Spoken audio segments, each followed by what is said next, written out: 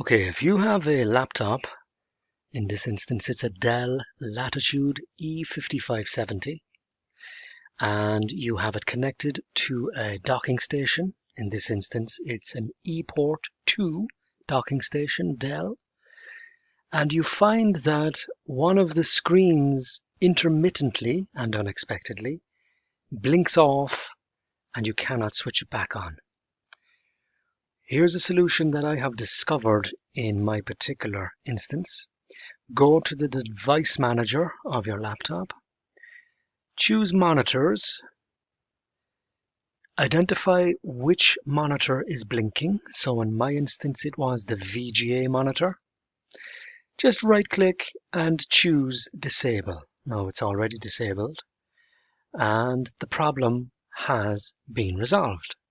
Now I was expecting the display monitor to no longer work when disabling the driver, but that's not the case. The display monitor is still working.